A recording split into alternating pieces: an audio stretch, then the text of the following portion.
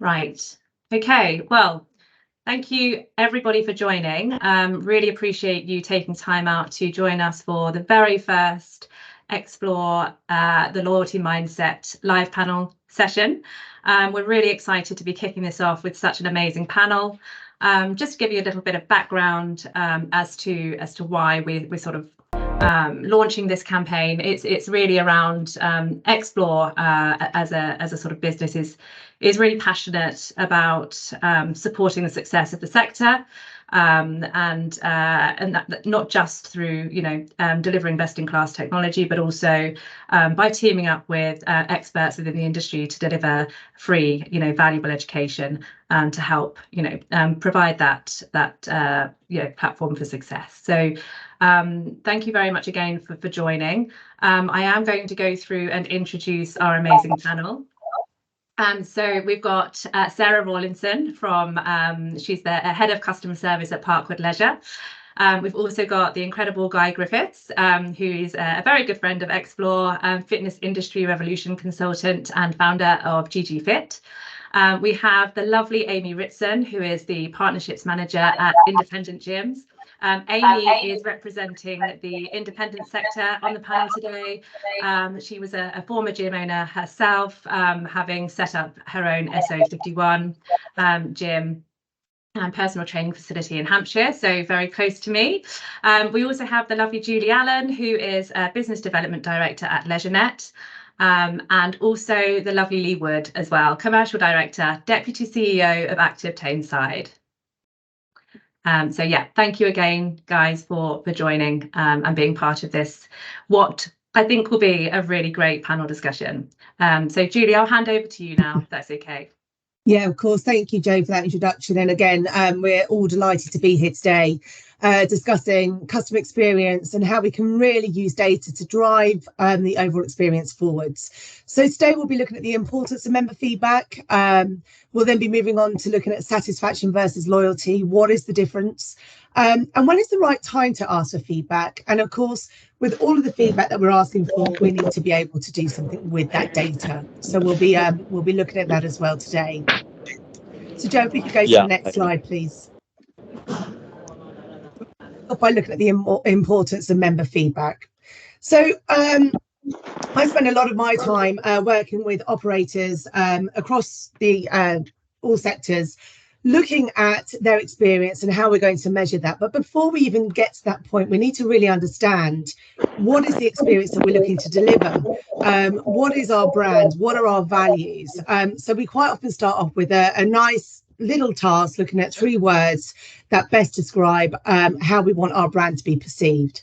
Now, typically when we start off with this exercise, we look at what we as an operator want our brand to be perceived as, but then we start to explore how our customers perceive us. And at that point, we quite often identify some gaps. So Sarah, I'm going to come to you first on this, please, from a Parkwood's perspective. Tell us 3 words to describe your brand, please. You're on mute. The classic. Classic there, sorry.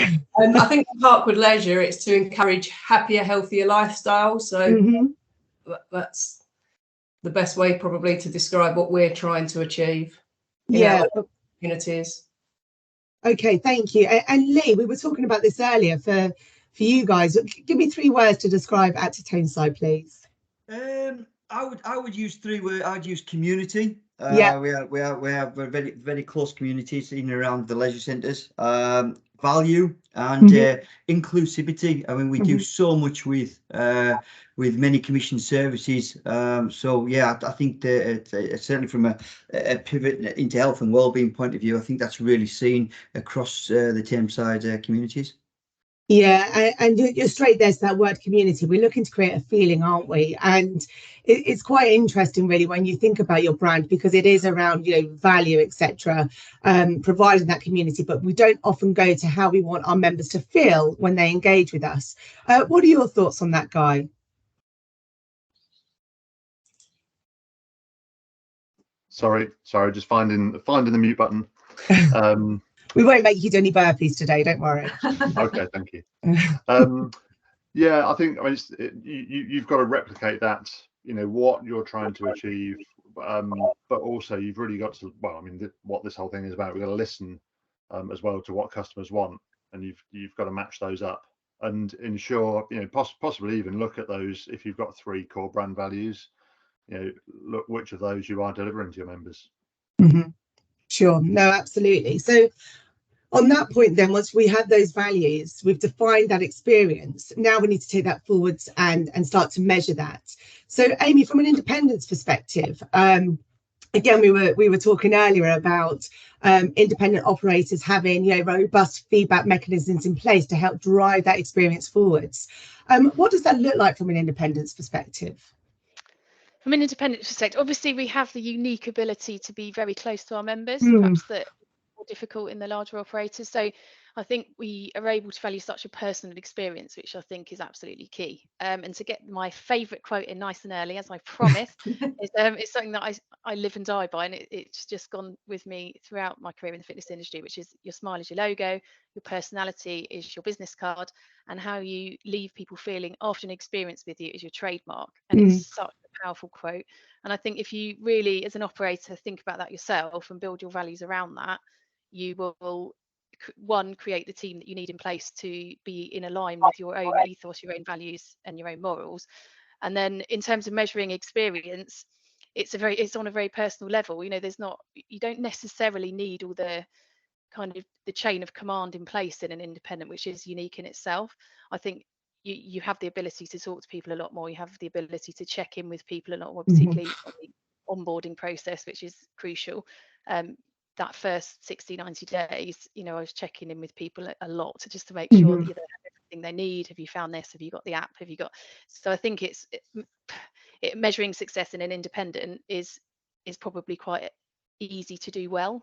And I think there's no excuse to not do it well as well. A good point, isn't it? And it's almost, what are those qualities from that smaller model can we then apply en masse?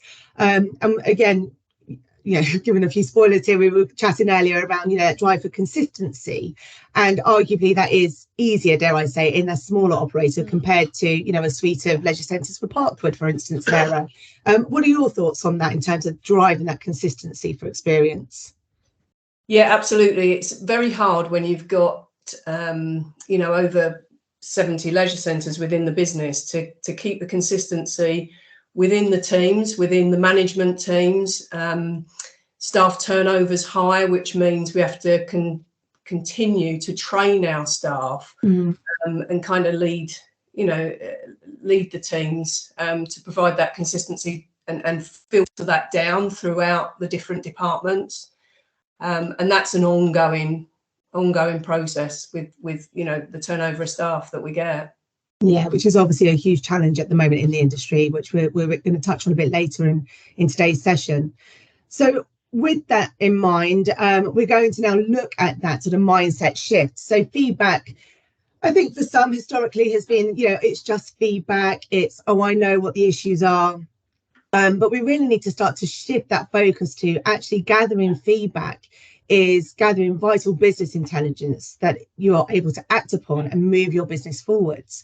Do you think, again, and Guy, I'll come to you on this one, actually, from your experience of working with a number of operators over the years, have you seen a shift from it's just feedback to actually we really need to include this as an integral part of our overall customer experience management to really drive the business forwards? Yeah, I think it certainly has improved over the last few years, and I think maybe we will get back into staff feedback as well. I think that's really important too, not just looking at member feedback, but looking at the whole picture of a business, and including staff in that feedback piece is really important and will help staff retention. But from my point of view, from a retention perspective, just asking people what they think, asking for their opinion is point number one. If you actually listen to them and tell them what they are feeding back as well to prove that you are listening, that will help your member retention and also help your staff retention as well. Yeah, definitely.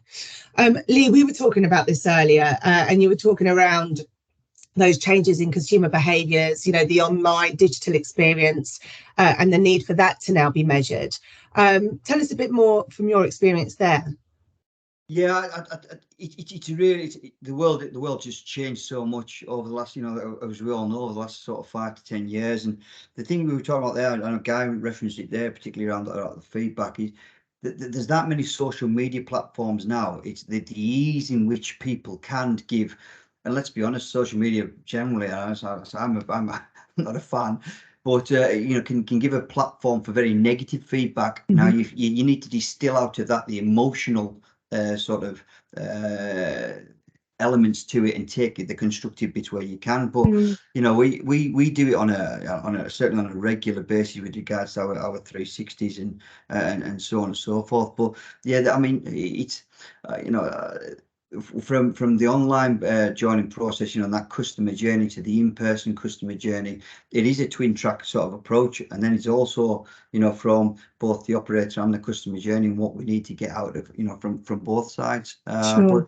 the online journeys are just as important in getting that feed, because let's be honest, most people will book a restaurant without even going there. It's a similar sort of thing. So we have to sort of move with those times as well, and be able to have the technology within our organisations to sort of engage those people. Yeah, absolutely. Just sorry to add to that, it's bringing all that together into one place, isn't it, Lee? I think, yes, people are leaving feedback online.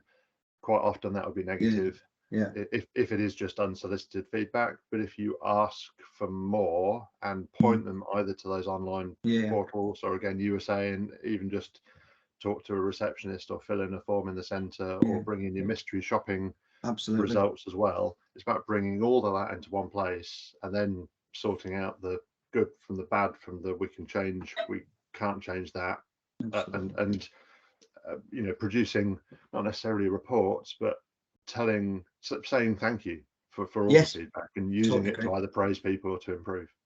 I think as well, Guy, I totally agree with what you're saying, but also from our perspective, we have to be on the ball, because we have to be responding to these people. So it's great that we've got this avenue where people can just send us a message or criticize, whatever it might be, through social media. But if we're not there to then reply, it then makes us look bad. So that's another staff training process where we need to make sure we've got the right people responding to these kind of messages. It's also, to your point there, Sarah, it's more resource as well. And we all as operators, whether public, independent, private, whatever it may be, and the people around this table, it's getting that balance right of this long-term sustainability, and where we look to get a return of investment through obviously these sort of workshops, and we're taking elements of obviously the satisfaction and loyalty and feedback, and ideally you want to increase your average length of stays of all your customers, and so on and so forth, and tick their boxes with regards to health and well-being. But it's a really fine balancing act at the moment, isn't it? So it really is. And I think that's interesting when you say about increasing the length of stay, because for us, absolutely, that's one of the things we want to do, but we also want to make it easy for the customer to come back, because stuff happens, people leave, but we want to be the operator that they come back to. And that's where, if we're leaving good experiences, when they do go, that's what helps us then get the churn and get these customers back. Yeah, and we're going to come to that point of cancellation later, because it's such a key part of the entire journey that we want to ensure that it is a positive experience, however that relationship ends, whether you do manage to retain them or they need to leave for whatever reason. But ultimately, manage any experience, we need to be measuring it. A bit of a mantra that I'm sure we've all heard, you can only manage what you measure. So we need that visibility on the experience that we are delivering, to look for those inconsistencies that we can then feed back through into our training. And as we've touched on many times already today, that it's about getting the right people in the right positions to be able to deal with comments as they come through. And again, jumping ahead to later, we talk more around how we can empower our teams to really own a comment, whether it is a constructive one or where actually your praises are being sung. So Joe, if we can move to the next slide, please. So let's look now at the difference between satisfaction and loyalty, because arguably, is satisfaction enough? Do we want satisfied customers? So Amy, I'm going to come to you on this. How would you define satisfaction? Okay. What does that look like for you? Satisfaction, to me would be a fulfillment of expectations. Is that enough in the current climate? Probably not, because it's very competitive. So arguably we should be looking to exceed expectations. Yeah, my thoughts. Brilliant. There was a good nod there from Lee there, so Lee's certainly in agreement.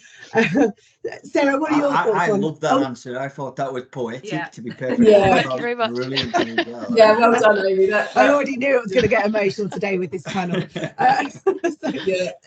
Sarah, what are your thoughts on satisfaction? Is it enough? I definitely echo what Amy says. And again, for us, you know, for Parkwood Leisure, it's the consistency, isn't it? We've got to be delivering consistency throughout our leisure centre. So if a member goes to one in Wales, it's the same experience as what they get, you know, elsewhere down in the southeast. So consistency and, you know, definitely delivering customer expectations. Yeah, it's the McDonald's experience, isn't it? It is. From one to the other. You know, you've got to have that. And it's a really difficult thing to do if you're going across different sort of boroughs and parts of the country on the size of them sort of organisations. But just a quick one on that thing with Julie with regards to satisfaction. We talked about it a little bit earlier, and it's you've got to repeat that satisfaction in you know, it's like I say, we're building cultures. It's repetition of that behaviour, that experience that Amy pointed out before. You know, that then builds loyalty. If you aren't satisfied time and time and time again, the problem with, you know, you're unlikely to be a promoter and be a you know, and to be that loyal customer. You get one bad experience, and it can come crumbling down. So we're all doing our best to obviously ensure that isn't the case. But unfortunately, that's why we're here, trying to find the solutions. So here's a question to the panel. So we, through some of our Moving Communities research, discovered in our last survey that 46% of attendees said that they were very satisfied with their previous visit. So if you had that percentage in your centre saying that they were very satisfied, how would you feel about that? Is that doing out of interest? I'd want to know what the other 50 why they weren't, but that seems quite low to me. But well, it does, doesn't it? And I guess that, again, that sort of really elevates the need to have various platforms to proactively get that feedback through, so we can learn how are the other customers feeling. So moving on to loyalty, then the difference between satisfaction and loyalty. We want to create raving fans, don't we, that have an absolute devotion to your centre or your facilities, of shared values, those members that are going out there now who are saying, I've just had a great session at my gym, had a really awesome class, a fantastic swim, it was lovely and clean. You know, don't go to any other facility, you've got to come to mine. And we know that when we create that loyal member base, these members go out there and they do refer and they bring in those quality leads. So Lee, coming back to your point earlier about, you know, you can go to a restaurant and not, you know, have been before, but you'll look at the comments, you'll look at the reviews, and you'll make your decisions based on strangers' experiences, essentially. So for our facilities to really create that member base where people are out there raving about you and selling you and defending you if you ever needed it, you know, this is what we're looking to achieve. Members that want to stay with you for as long as, because you are part of their lives. Lee, you said the word straight at the start of our session today, and it's about creating a sense of community, which, whatever your type of operation, from, you know, local authority, independence, boutique, we're looking to create that sense of belonging.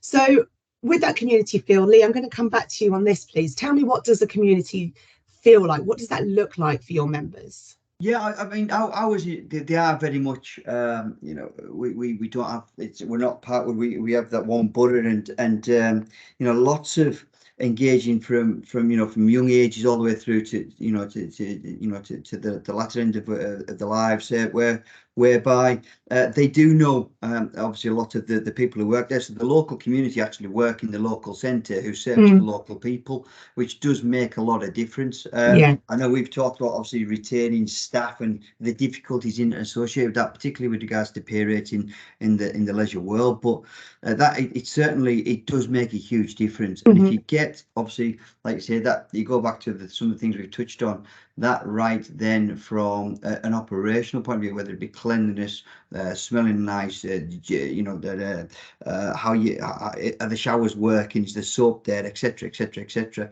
All these tiny little things make such a difference. And but yeah, we are very, very lucky that we have quite a high loyalty base, and I think it's down a lot to the people who work for us, and obviously the service that they provide.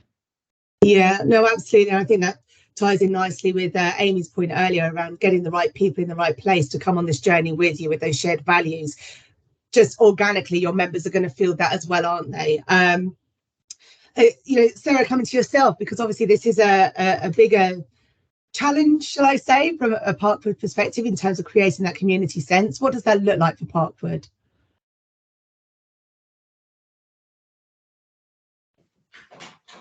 Oh, I think we've lost Sarah there. Hopefully she'll jump back in. I can jump back in on a point on community to fill the gap. Thank you, Amy. I just think community, one thing that I feel has changed a lot, exactly like as Lee said, the world changed, and I think a lot of people really suffered through COVID, and it's changed the way we think, how we feel. For me, community, before I closed the facility, was very much creating a safe space. I don't mean physically, hopefully we all run safe spaces physically. Mentally, I think people want to feel a community that's empathetic, that's understanding, that they feel safe in and they feel comfortable in. I think the community, personally, from experience, I feel like the shift has gone to where will they feel comfortable? Where will I feel safe right now? Because there's a lot of, you know, a lot of people's lives were sort of tipped upside down with COVID in so many different ways. And I think a key sort of oversight perhaps in people's communities is you can offer the best facility in the world, but does it make people feel comfortably mentally? You know, it's a massive thing now. And on that, and here's one of my favourite quotes as well, just to share.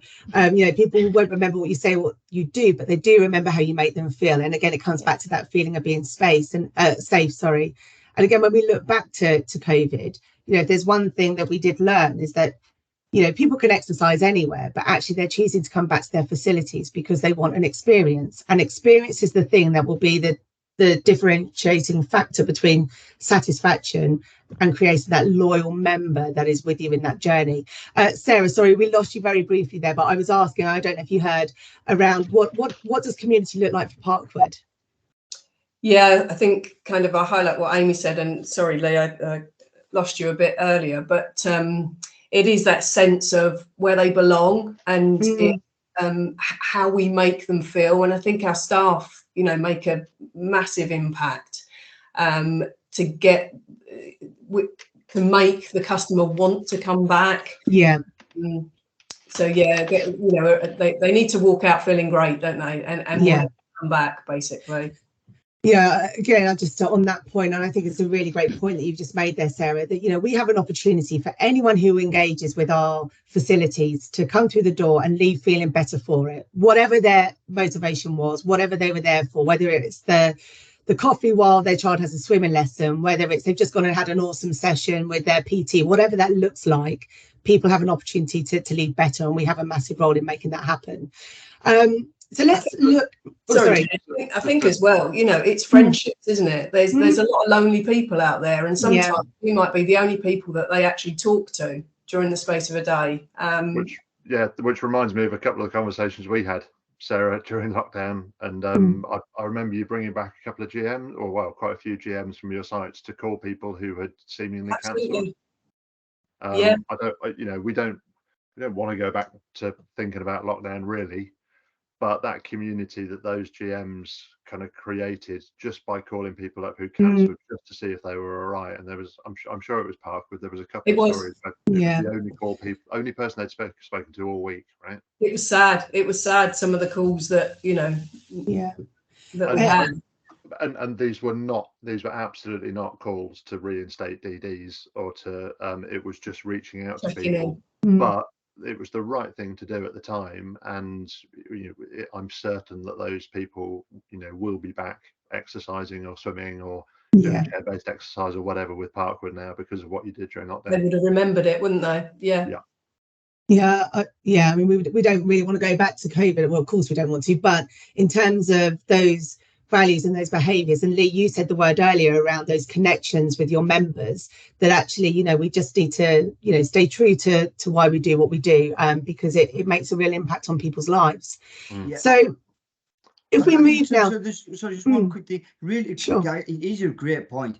We don't want to go back to COVID, but we certainly should have learned from COVID. There were so many things that came out of it that certainly as an industry, you know, I speak to one of Sarah's points there. We contacted personally. We had about 1,400 people on the GP referral program. They couldn't have technology that we could contact with them. We had 5 members of staff making 30, 40 calls a day just to get in touch with these people who were so happy that they'd actually spoke to someone. So you are right. You know, there are things that COVID you should learn and that we need to learn and keep in the back of our mind, because it really will help us sort of going forward, particularly.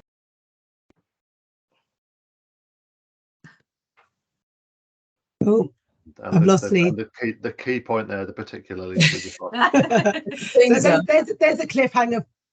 So I'm sure Lee will be able to come back in. Oh, Lee, sorry, we lost you at the very last point. Am I lost? Am I getting? Maybe I need to turn my camera off and it'll be easier. Maybe that's the point. Did you want to finish that point, Lee? No, I've turned my camera off because maybe the connection's just gone bad. No, I think I don't know which bit you got, but in my mind it made sense. So we'll move on. Oh, there was a cliffhanger there. So part 2 coming. Okay, so we all agree. We're all here for the same reason. You know, we all want to make a difference and improve, you know, people's lives through what we offer. So we need to now really understand, how can we measure that loyalty? And obviously the Net Promoter Score is a great way of doing that. NPS, for those on the call today that don't know what it is, just very, very quickly for the purposes of today, the Net Promoter Score, as I'll now reference it moving forwards, is a measure of satisfaction, but also loyalty. And it is one single question that ultimately, if any business, which I mean, this is used globally by all industries, the single question is, how likely are you to recommend this webinar to someone you know? And then there is a score from 0 to 10.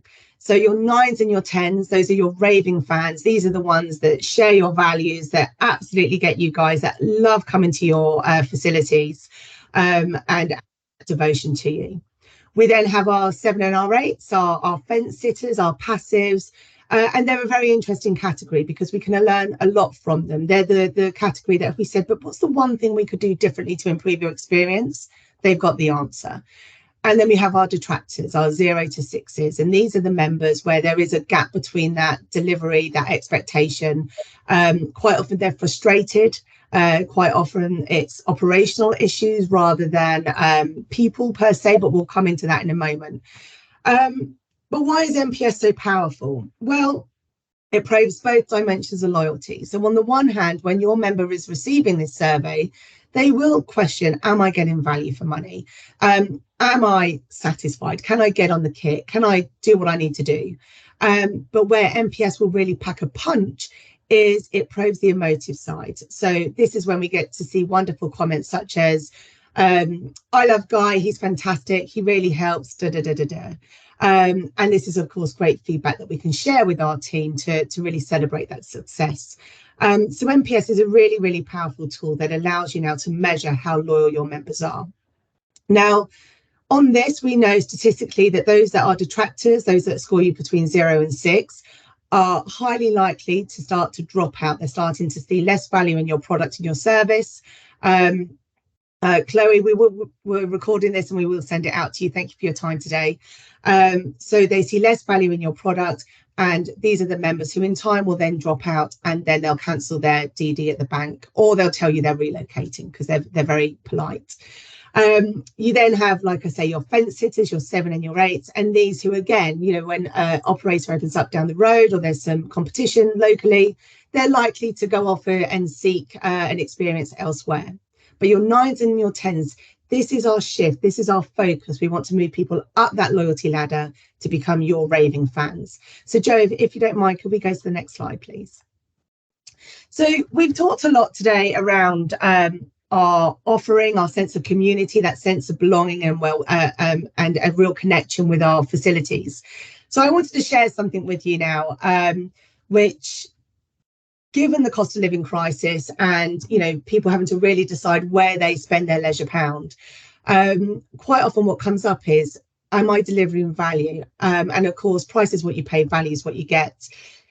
We conducted some research just as we were entering the cost of living crisis last year, our price rise sensitivity research that we could access through our panel of 62,000 respondents in the UK.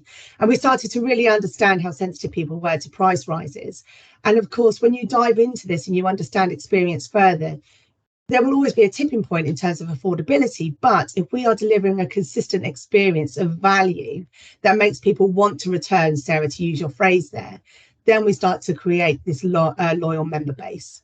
So this is a true story. I'm not going to name and shame, and I won't tell you which operator this was. But whilst I walk you through this, I would really like you to think about your own facilities at the moment. Could this be happening? If it could happen, how do you feel about this personally? And also, how do you think your member would feel? So in this example here, I'd gone into this particular facility. The receptionist was distracted. And by distracted, I mean not ready to welcome me, wasn't busy, just clearly, head down, wasn't ready to welcome me in. Heading on through, ignored by the cleaner. And then I head on to the gym. Instructor says hi, but carries on talking about the weekend because that's far more interesting than showing me something new today. I can see a PT texting, so no time for me in this instance. Going to poolside, and I'm ignored by a manager on the way. The lifeguard walks straight past me when I'm swimming. And on my way out, I get a goodbye from the receptionist, but the manager's there. So it's one of those awful, insincere, I better say goodbye because the manager's here right now. So again, could this be happening in your centre? And Amy, I'd really like to get your thoughts on this from an independent perspective, because there's clearly some differences here in terms of delivery. Could this happen, do you think? Could it happen? In my own facility, probably not, because it was a very small facility. And like you said, I think if you have that trust that you've brought the right team in, they're going to be so aligned with your own values. I can't say I've ever experienced anything particularly like that. Obviously, like you said, I think we all have off days. There's probably times when, if a PT could come in and didn't have a particularly great morning or something, possibly they might not be on the ball. But I think it does go back to that satisfaction loyalty thing, that if you've built your loyal base of devotees and they've bought into the overall satisfaction of your club, one small mishap you could probably not get away with exactly, but they'll be okay with it. But I think if you haven't built those foundations, something like this is absolutely, it will cost you a member. So I think it is so important. I'm not saying it, my club was perfect and everyone was perfect. I'm sure there were days and things that happened that would have knocked a few experiences here and there. But I think overall, if you've got the foundations right, the people right, people are bought into, how we run the facility and how we come across, I don't think it's as bigger issue in the independents, because we're in a unique situation where we have probably on the whole much smaller team. Yeah, and I think that's a really good point that you've raised there around building those foundations. And if you have an off day, I mean, it's a bit like it's the emotional bank account, isn't it? That you make these deposits, and if something doesn't go right one day, then you're forgiven for it. But of course, keep repeating that behaviour, coming back to your point at the very start, Lee, around those repeated behaviours, then it has a bigger impact. Consistency has raised its head many times on this session so far today. Sarah, what are your thoughts on this? Yeah, I mean, that breaks my heart, but it absolutely happens. Across the sites, I could probably vision some where our service is like, can be like this. And then we've got other sites where absolutely this wouldn't happen. And that's where it's really sad that, we shouldn't be, that this slide shouldn't be what our customers experience, but they absolutely do. And that's where The training comes into place, the consistency with making sure that, you know, the staff are all singing from the same page, the leadership from the management team, you know, because a lot of junior staff that are new to the leisure industry, you know, they will look up to their duty manager, or, you know, the duty manager will look up to the centre manager for guidance. So it's ensuring that consistency again, and identifying that this shouldn't happen. And it's that staff training piece again. It's how do you train 4,000 staff across the business, you know, and get them in one room at the same time? You just can't. So, you know, it's working out the best ways to train individuals. And we all know, you know, individuals have different learning styles, so it's not like we can just go and deliver a group session, because they might be better watching a training video.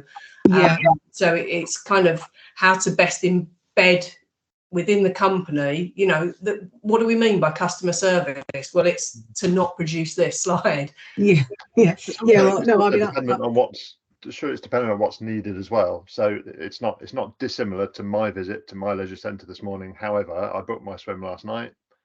I checked in because, going back to Lee's point, there's a lot of digital experience, and I've had probably 4 or 5 touch points through the leisure centre. I did get a couple of hellos from the cleaner and the receptionist, but then I'm always looking for them, and that's me. But some people genuinely aren't looking for them and don't want them. But my net promoter score would be, you know, definitely a 9 or a 10. It is. I'm happy with that experience. So I'm not saying it always has to be personalised, but net promoter score, of course, is important and is a great metric and is a good way of comparing site by site. The comments are really the gold dust. But actually, again, back to Lee's point, if someone's visiting regularly and therefore have got a good length of stay, as long as we're getting that next visit either booked in or in someone's mind, then actually you've got loyalty.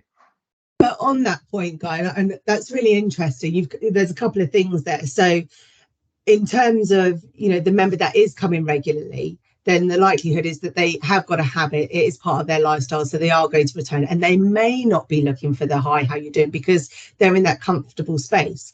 But when we think about the vast majority of our members, and dare I say it, but, you know, we've had our New Year rush, you know, January, we probably heard many times, don't worry, they'll be gone by March. And guess what? It's March. So for those that didn't get to form those habits or struggle to make those new routines, in my mind, having that hello and that when will we see you again is vital in terms of that behavioural change. What are your thoughts? Yeah, and it's another habit that we need to get new members to build up. As I say, we shouldn't be selling to people like me, because you don't need to, because I'm already sold. Yeah, particularly the new members, and not wanting to plug another webinar, but the next Explore webinar, which Joe will tell you all about at the end, is about measuring your onboarding success. But part of that will be not just visits, but also, to bring it back to this, building the habit of giving feedback. In the same way that, you know, you should ask for feedback on the first visit, you should ask for referrals on the first visit. It's just something else that we should get our new members, when we're onboarding them, into the habit of doing. And some people won't give a referral until you ask them for the 10th time, and then they're like, oh gosh, yeah, okay, all right, I have actually thought of someone this time around. It's the same with feedback. As long as you keep asking for it consistently, that word again, at some point you'll get it. Hopefully it will be good, but if it's bad, then again, you'll have got it and you can then respond to it.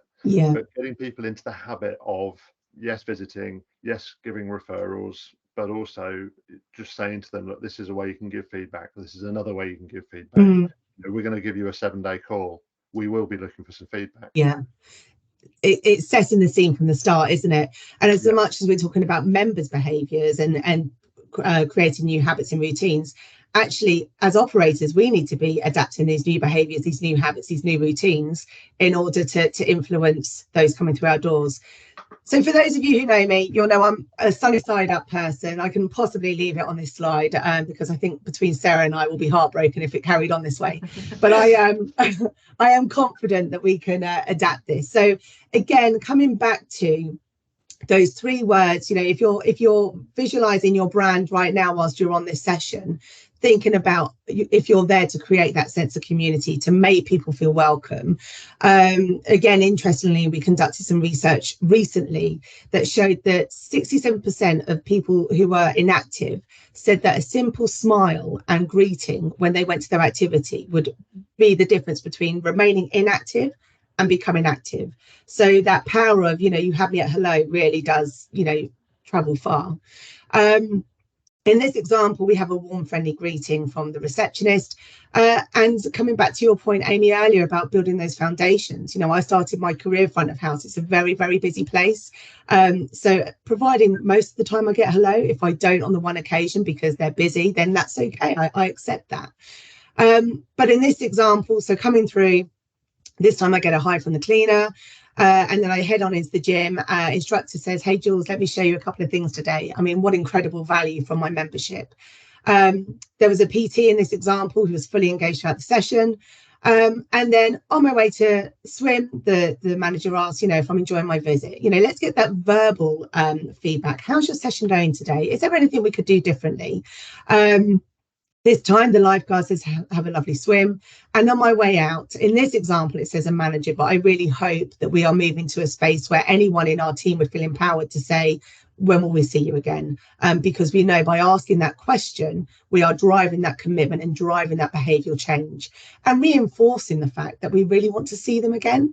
So this is a far better example, which I'm positive using feedback, we can start to create consistently.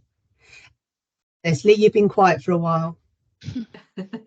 I think I'm nervous now when you're quiet. I'm really no. I'm trying to keep quiet. I think there's something Guy really mentioned before. When you see those sort of layouts, when we talk about the importance of staff is it's huge. And I know I really feel Sarah's difficulty. Particularly when you've got so many centres, but it starts from the top down. Whether it be managers and duty managers and you feed down through that. But if you take that there, there's a fundamental cost there per annum of roughly 200k. Easily. Then you show them exactly what that impact makes if you lose 10, 20, 100, so many people per month with regards to those cost lines, and show exactly from a business point of view what that impact makes if the people get this so wrong. And it does happen so often. I mean, that previous slide it is heartbreaking. I was praying to God you didn't come to me and say it was bad. It was one of my sites, so that's why I've been so quiet. That's why I've been so quiet. If I'm honest, I was going like that, to be perfectly honest. But Lee, I just want to add to what you just said there, if you don't mind, because, if we say, ask is talk cheap, there has been extensive research conducted that shows that when members are spoken to regularly, they perceive that they are achieving their goals. And when they feel like they're achieving their goals, they see more value in the product or service. Their NPS score is therefore higher. So they start to bring in those quality leads, those referrals, the length of stay increases. And that just comes from talking. So again, perhaps one of the key takeaways from today to those on the session would be to go out and speak to your team and ask them, what is your role? What is the one thing you need to do today every time you see a member? And hopefully their answer is to ensure they come back at least once within the following 7 days. But of course, it's how you guys do that makes you different to your competitors. Okay, sorry, I might be going off on a slight tangent there, Joe. So That's all right. Okay, so we've been touching on this throughout the session today. When is the right time to ask for feedback? And Guy, you're absolutely bang on when you say it's from the start. It should be part of the sales process that you've got the ability to share feedback. Don't just take our word for it. This is what our members are saying about us. If you are a facility where you have notice boards, screens, can you feed the comments through? So you've got this lovely live feed of real-time feedback that creates a culture of, hey, I want to leave feedback as well. Where can I leave my feedback? That's where we want to get that to. And of course, onboarding is absolutely vital. You guys might have seen actually that a recent study from URSA showed that 87% of members who were onboarded effectively were still active after 6 months of their membership. So we all know how important onboarding is. So without wanting to give too much away from the next webinar, Guy, do you want to talk a bit more around proactively seeking feedback at this point? Yeah, I'd rewind, and this definitely is not my bag because it's sales, but you should be asking for feedback, right from the start, asking good questions, good open questions, and to add a little bit in there, when someone doesn't join, ask them for some feedback. Yeah.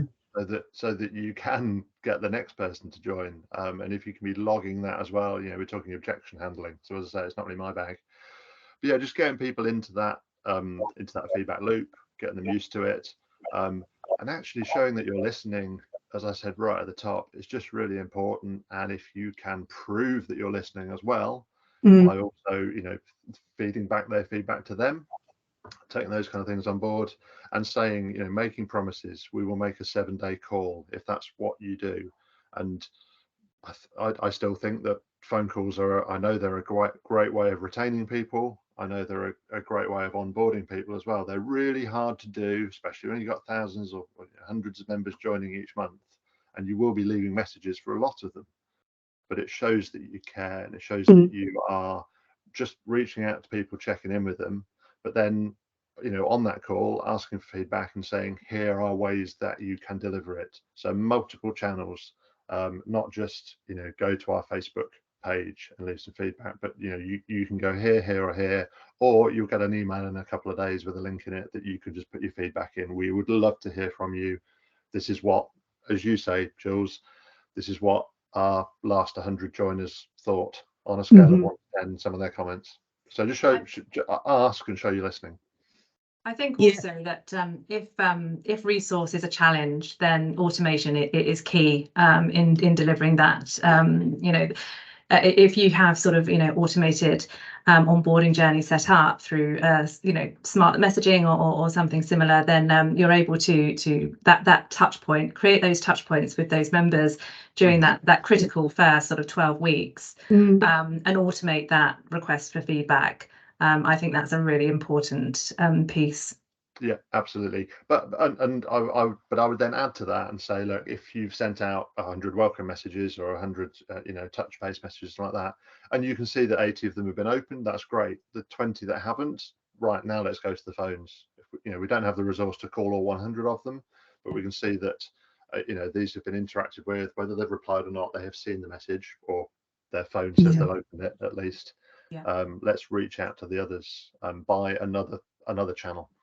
And I guess that will always come back to, with that data there, you can then pivot and allocate your resource accordingly. So you maximize where you're spending that effort and that time.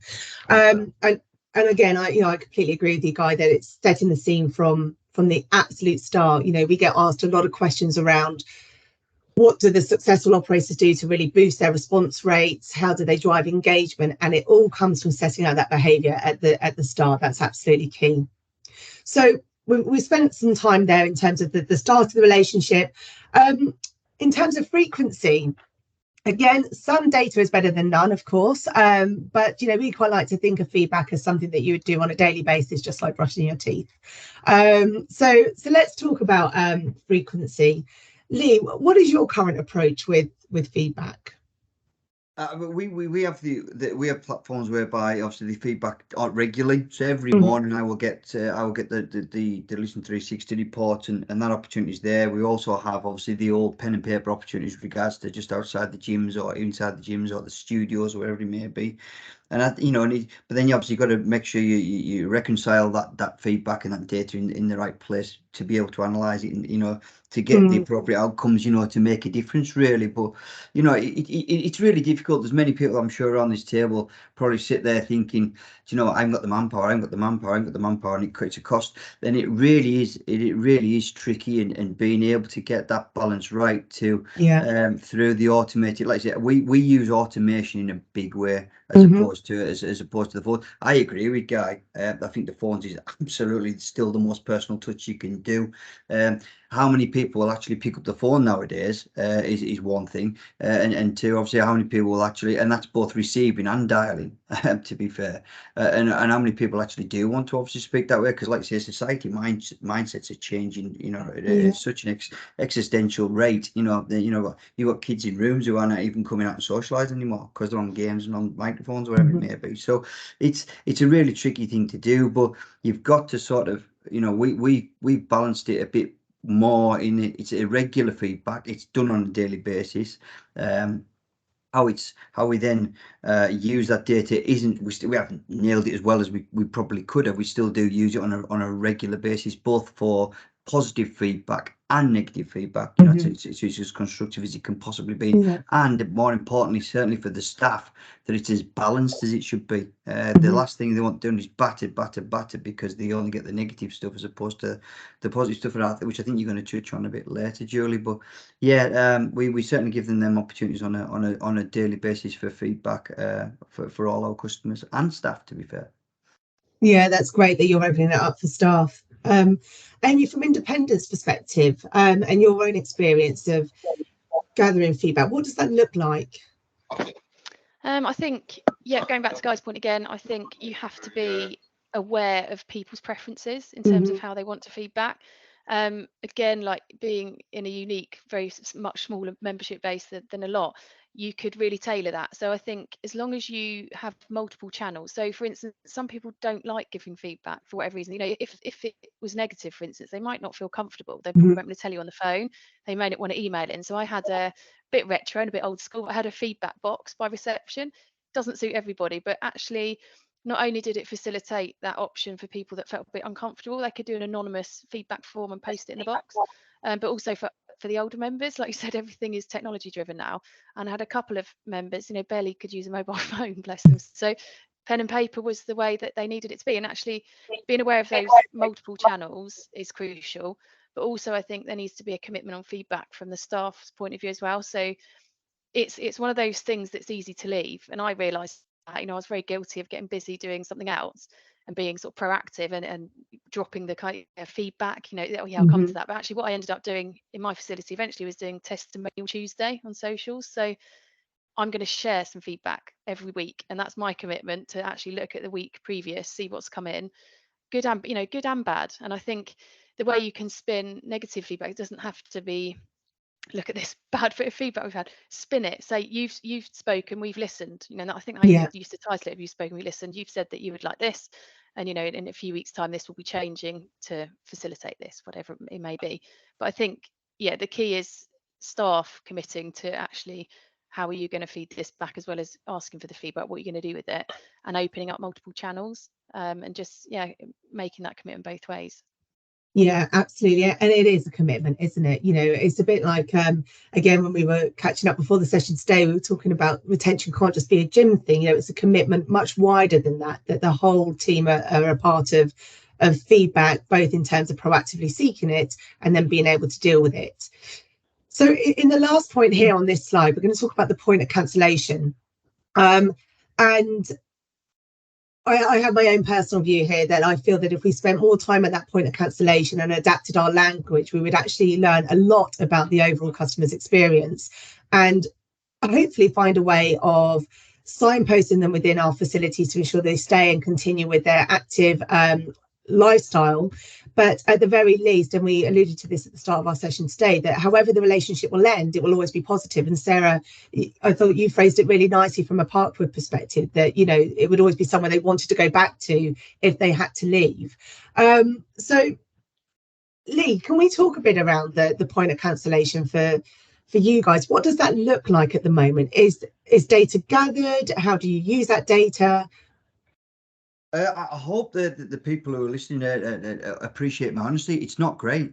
It's just not great. I don't know any organisation who've done this really well, and I'd be here to learn as well, because it's a really tricky thing to get on top of. You're absolutely right. They cancel automatically. You go to that old adage: do you have a contract? Do you not have a contract? Well, if you have a contract, there's a lot more chance, and the probability of being able to get that cancellation feedback. Why? Because they've got to give notice. generally speaking. Yeah. So therefore you can do it. Whereas if you don't run contracts, we removed contracts through COVID, then you can just stop at the bank and just do that. You will get some feedback, but generally speaking, obviously it's negative. Why? Because they've left. There's a reason they've left. But we know we're not successful, if I'm honest, Julie, at keeping on top of that information and that data, nor following up, to be perfectly honest. We were very lucky. We retained 74% of our members through COVID. We were very lucky. That was done through communication, and obviously and lots of other little things where we were interactive. But certainly from point of cancellation, I think if you, my personal opinion is, if you're not running contracts where you've got an idea or an opportunity to know that they're cancelling, I think it's really difficult to keep on top of, if I'm honest. Yeah, no, I see that. And firstly, I appreciate your honesty, absolutely, Stay, in terms of your current situation. And I would just like to say, I don't think luck had anything to do with the 74% that you retained. I think your approach absolutely nailed that one. So, Amy, from an independent perspective, if you don't mind, again, that point of cancellation, what does that look like? Does that generally get attention, or is it something? Not enough, again, I'll be honest about that, not enough. I think partly time-wise, I think I'm a believer that, like we've all said, if you've left them with a good experience and you feel comfortable and you trust that that's happened, if they're going to leave, I would like to think I've given them a good enough experience that if they want to go elsewhere, it will be for a reason of relocating, jobs changed, rather than something that's happened within the club. But I think going on probably a bit of a deep level here, when I use something, ironically, I never thought I'd use this again in my later career, but I started my career at Fitness First as a member service manager when I was about 23, I think. And we did something called insights training, which I know still is around. A lot of people have done it, and it's fascinating. It's about color coding people depending on their personality.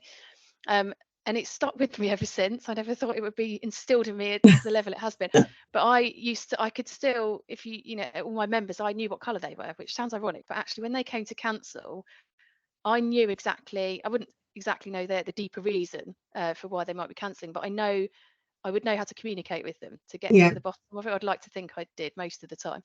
So if it was kind of a blue personality, they're very like data driven, processes, detail. So you can go on that level and understand. And it's a way of, I think you have to really be able to communicate to different people. I don't think a blanket approach works with cancellations at all. I think you can have a process in place, but I think you have to be really ready to adapt your communication style to get it right, which on a larger scale for larger operators is really tough. I can't imagine how difficult that must be. Again, being in this situation I was in, it was relatively easy to manage, but on a large scale, how you replicate that, I don't know. Whether there's a way you could bring in something like insights that assesses people's personality and how they would like to be communicated to, whether that's something that in the future that perhaps that could be tied in with how you get to the bottom of it. It's a difficult one because people don't usually give you the correct answer of why they're cancelling, do they, anyway? Well, they don't. And again, I go back to my own operational experience there, where it was certainly, the number one reason was relocation, and the housing market at that time definitely wasn't booming. So, but I see a whole new webinar coming out of today in terms of focusing on cancellation. But I think even just from your experience here, as an industry, there's more data we can gather at this point, and this is a vital part of the overall feedback jigsaw, so to speak, because there's that continued learning that we can feed back into sales and keep our members for longer. There absolutely is. It's I was laughing at Lee nodding away because I think he was at Fitness First around the same time, judging by LinkedIn and the way I did as well. I did that training at Fitness First. Didn't we all? No, I think there's some blue characters here with the data and the processes. That's what I'm seeing. Well, the data we've unusually we've actually started a couple of engagements with clients on, and it seems a bit negative sometimes, but I absolutely believe that there is so much you can learn from leavers. And where we've started, most clubs want to start with onboarding and getting that nice start of the journey right. And listen, that is really important, as we've said.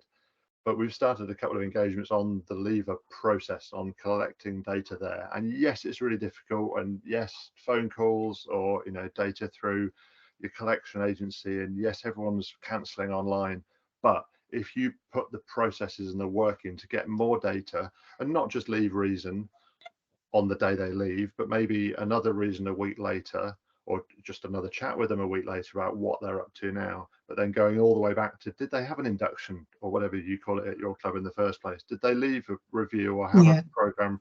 And putting all that data together with a leave reason, and like I was saying earlier, segmenting it, because you're probably not, well, you're not going to get all the reasons from all your leavers this month, but going for a portion of them, you know, a certain type of cancellation, and trying to grow that data will really inform what you need to do better in the rest of your customer journey, not just onboarding, but keeping members active and stopping yourself from losing them. But everything we've been saying about collecting more feedback, if you go away thinking about one KPI, it's a bit off the wall, but how much feedback did you get from your leavers this month? Can you get more feedback next month from next month's leavers?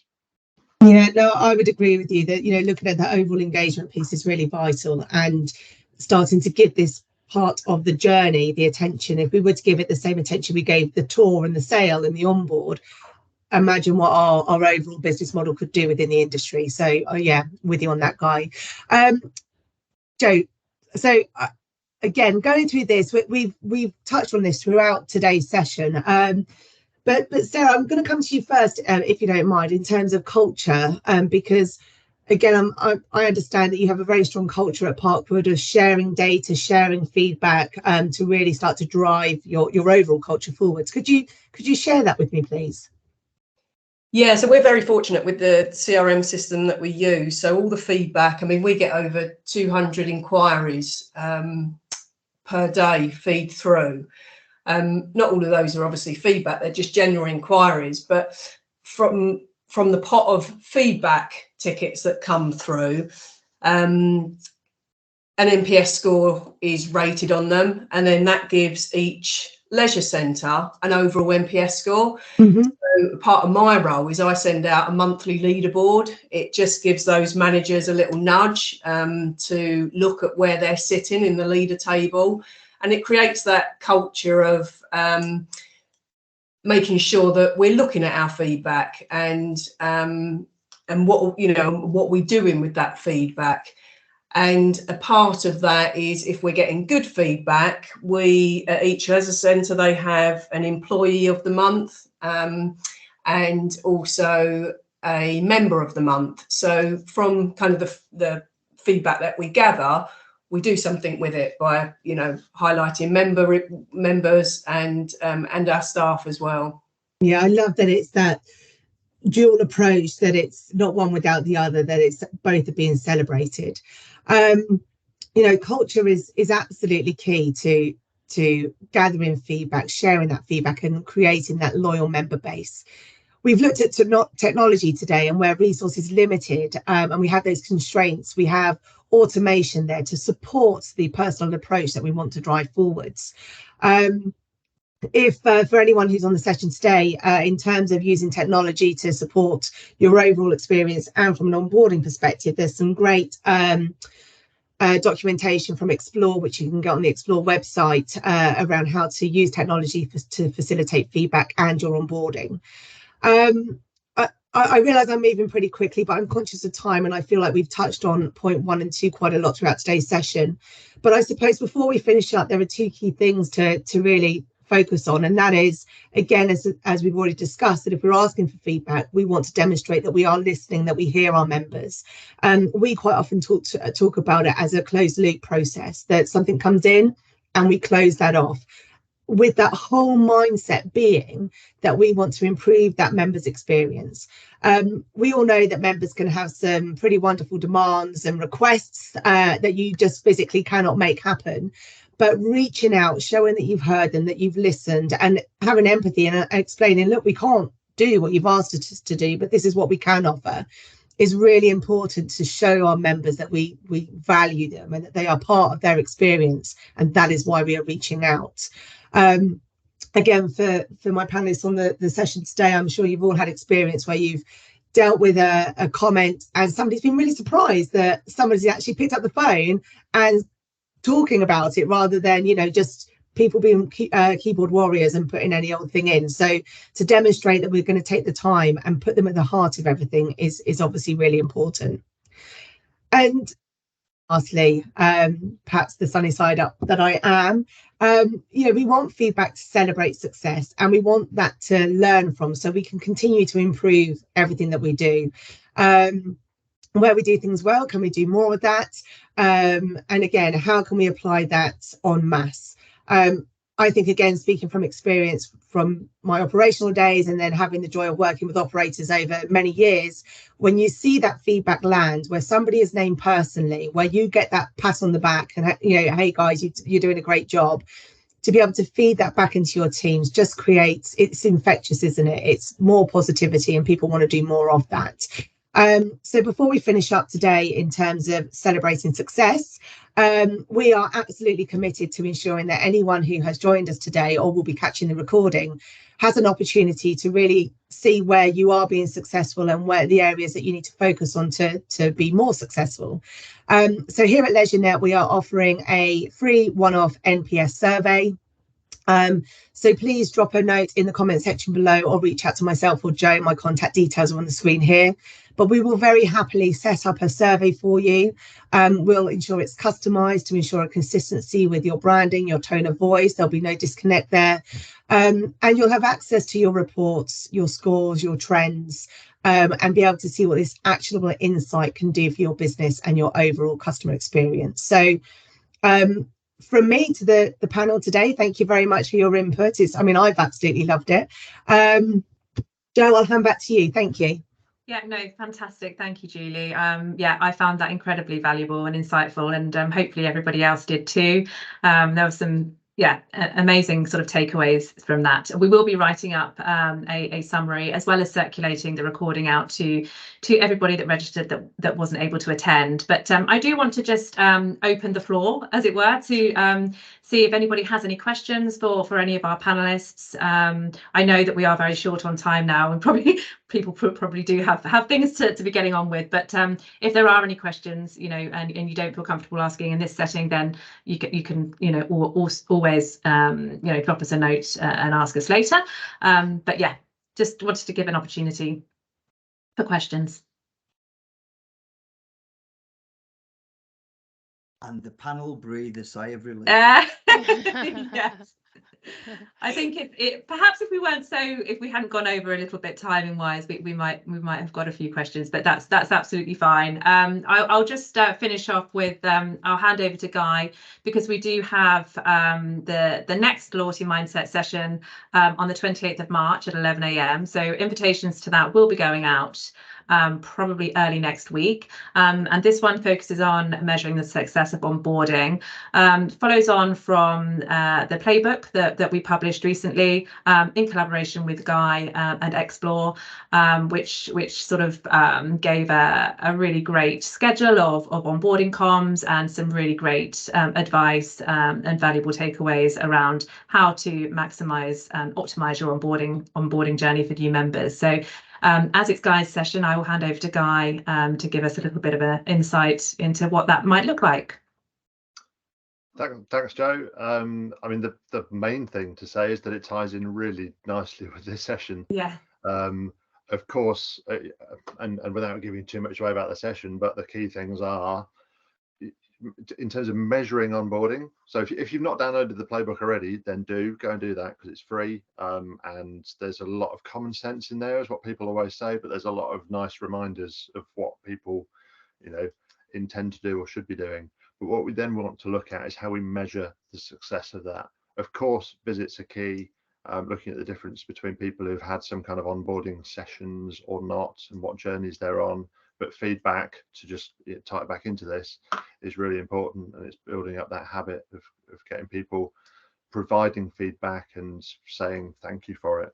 So, you know, those are the main things we're going to be looking at, and yeah, we'll be having some good discussions about best practice in terms of measuring onboarding. So a couple of weeks today, in fact. Brilliant. Thank you, Guy. That's it from me. Thank you again for participating in this Explore panel. I've really enjoyed it, and I hope everybody else has too. And thank you for your valuable contributions. Thanks, Jane. Thank you. Thank you. Thanks, Jane. Bye. Bye-bye. Yeah, thank you. Bye-bye.